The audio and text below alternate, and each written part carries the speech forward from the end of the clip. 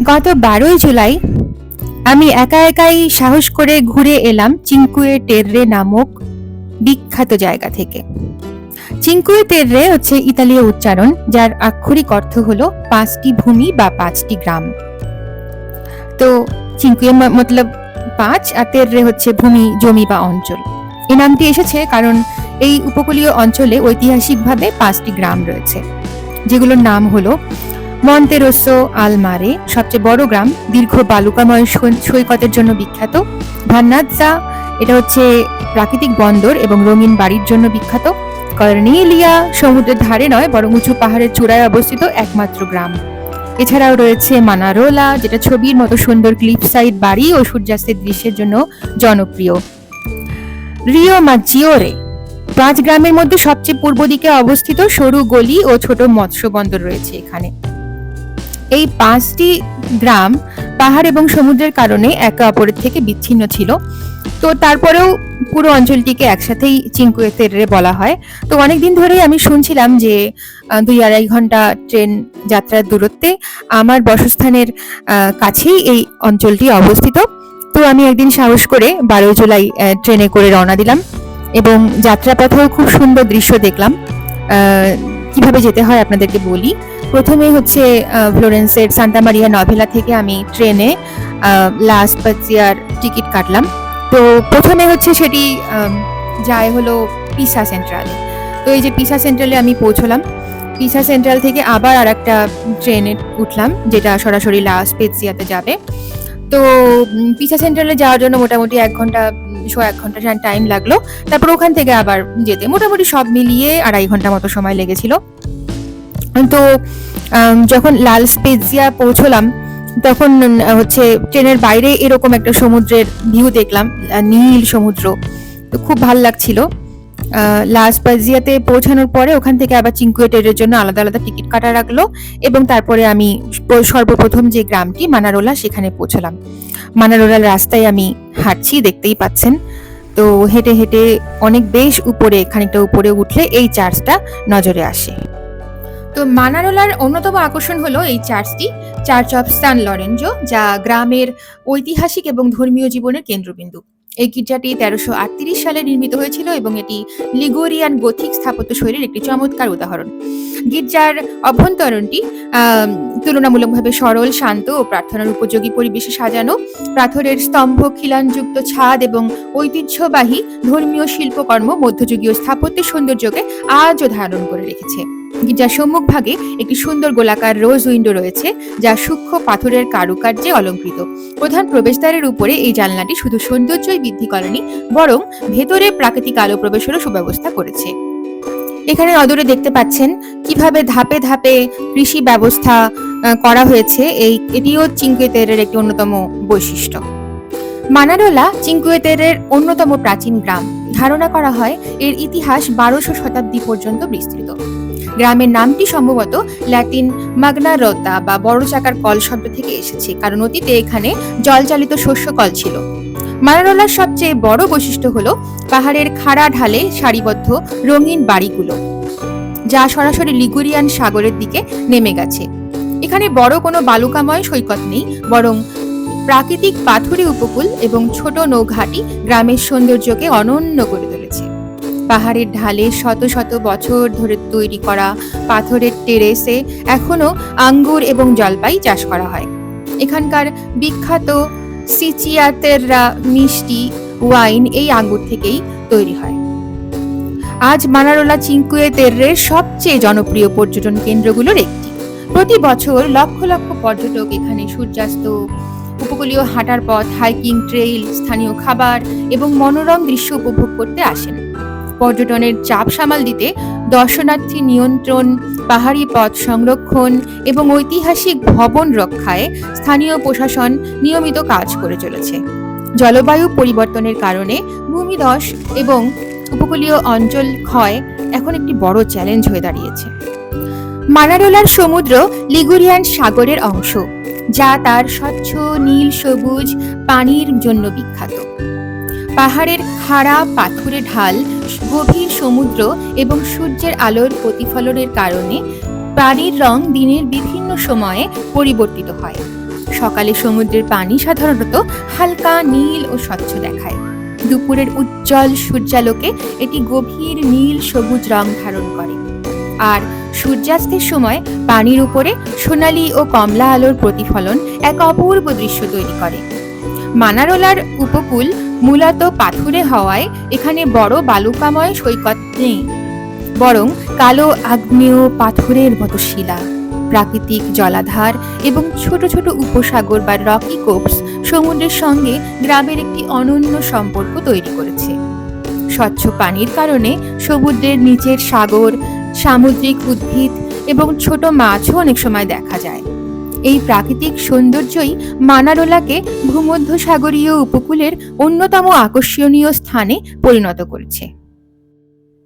মানারোলায় এসে অনেক পর্যটক সরাসরি পাথুরে উপকূলে বসে সমুদ্র উপভোগ করেন, অথবা প্রাকৃতিক পাথরে তৈরি ছোট্ট জলাধারে সাঁতার কাটেন।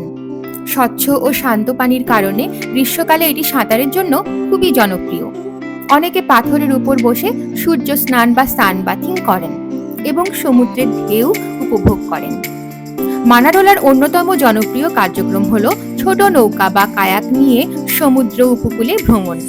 সমুদ্র থেকে 5টি গ্রামের পাথরের গায়ে তৈরি ছোট ছোট বাড়িগুলো, রঙিন বাড়িগুলো দেখার অভিজ্ঞতা সম্পূর্ণ আলাদা।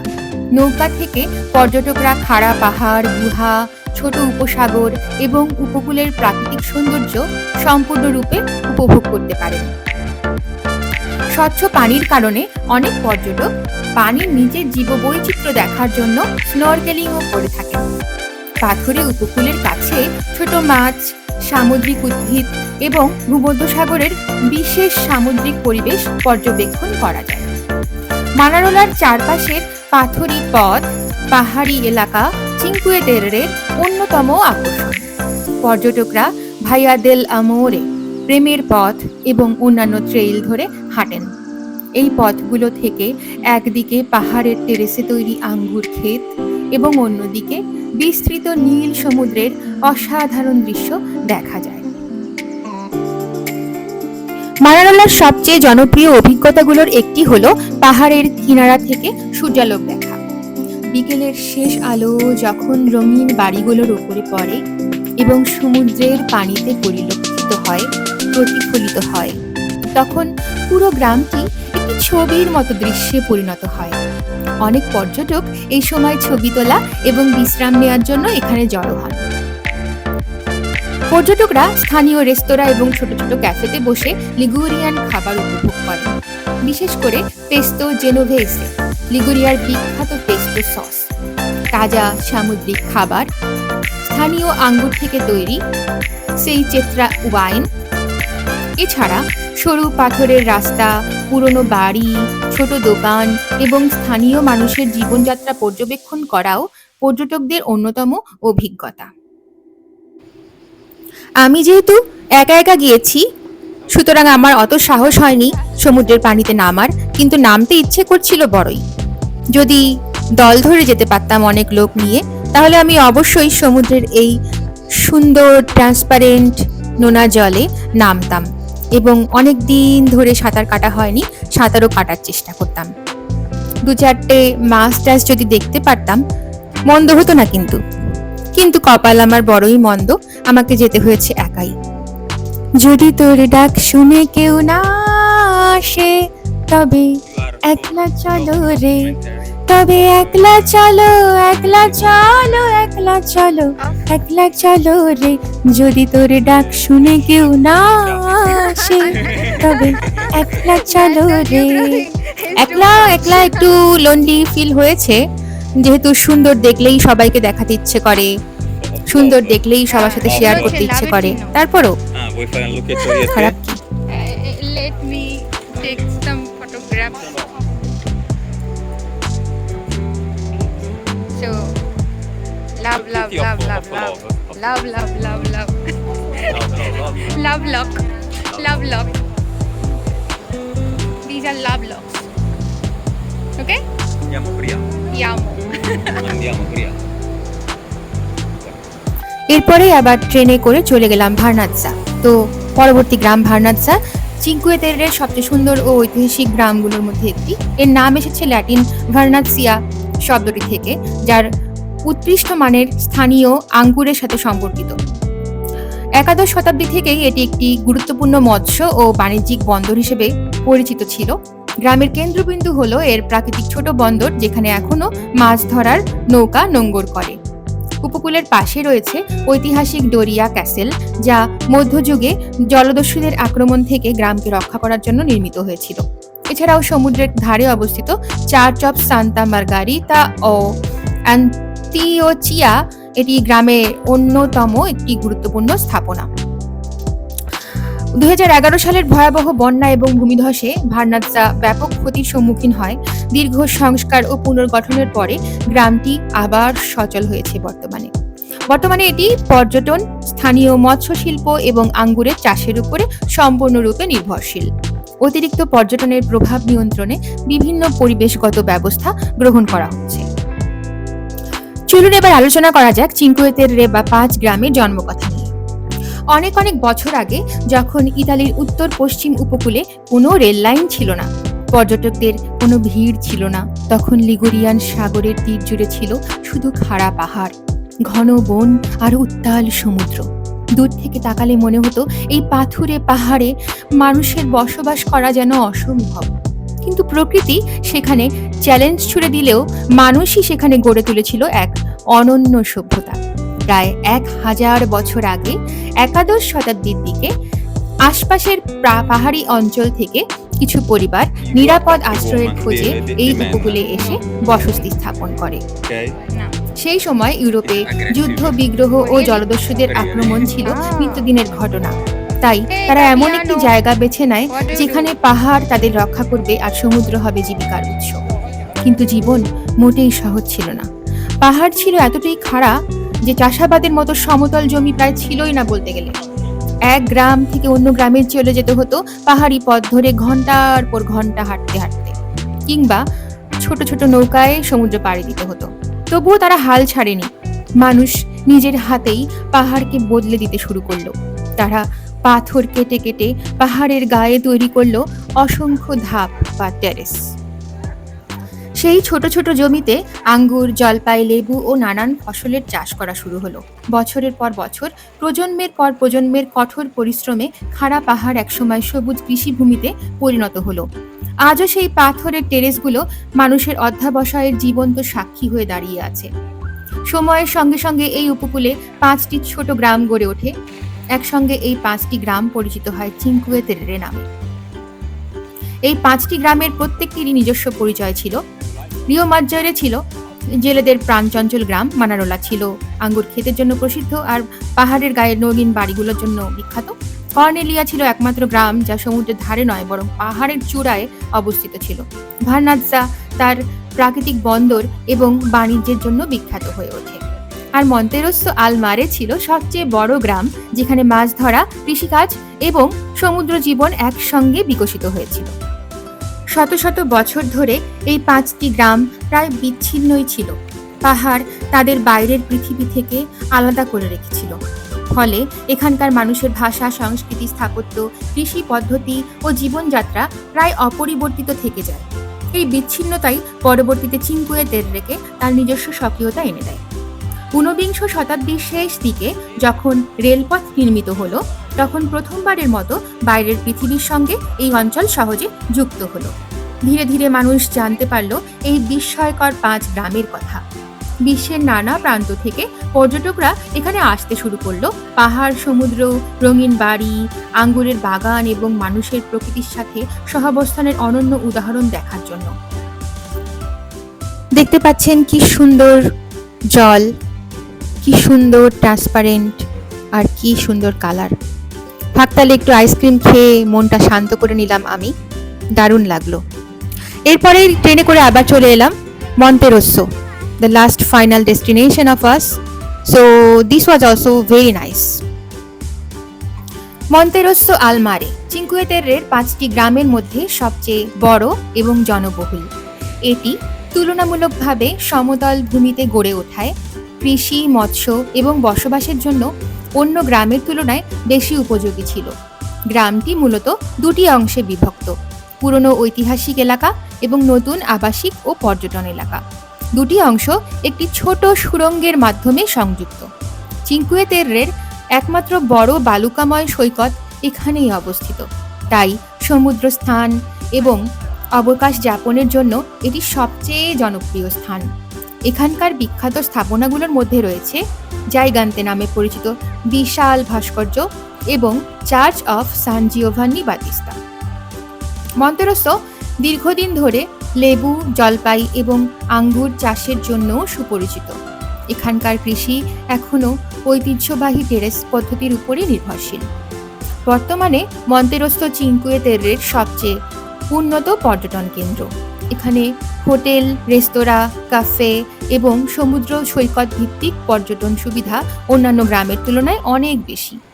একই সঙ্গে স্থানীয় প্রশাসন ঐতিহাসিক স্থাপনা, পাথরের টেরেস এবং উপকূলীয় পরিবেশ সংরক্ষণের জন্য বিভিন্ন পদক্ষেপ গ্রহণ করছে। জলবায়ু পরিবর্তন, উপকূল ক্ষয় এবং পর্যটনের অতিরিক্ত চাপ এখানে গুরুত্বপূর্ণ চ্যালেঞ্জ হিসেবে বিবেচিত হচ্ছে। বর্তমানে এই সৈকতের একটি বড় অংশ ব্যক্তিগত বেসরকারি বিচ ক্লাব এবং হোটেলগুলোর ব্যবস্থাপনায় চলে। পর্যটকরা যদি ছাতা, সানবেড, পরিবর্তন করার স্থান এবং অন্যান্য সুবিধা ব্যবহার করতে চান তাহলে সাধারণত অর্থ প্রদান করতে হয়। ফলে অনেকের কাছেই এই অভিজ্ঞতা কিছুটা ব্যয়বহুল মনে হতে পারে। বিশেষ করে গ্রীষ্মের উচ্চ মৌসুমে, পিক সিজনে সমুদ্রের ধারের সুবিধাগুলো মূলত অর্থের বিনিময়েই ব্যবহারযোগ্য হয়ে ওঠে। সমুদ্র তীরের পাশাপাশি একটি বড় পাথুরে শিলা রয়েছে, লার্জ রক ফরমেশন, মন্তেরোসোর উপকূলকে যেটি একটি স্বতন্ত্র পরিচয় দিয়েছে। এই বিশাল পাথরটি প্রকৃতি এবং ভূতাত্ত্বিক পরিবর্তনের দীর্ঘ ইতিহাসের সাক্ষী।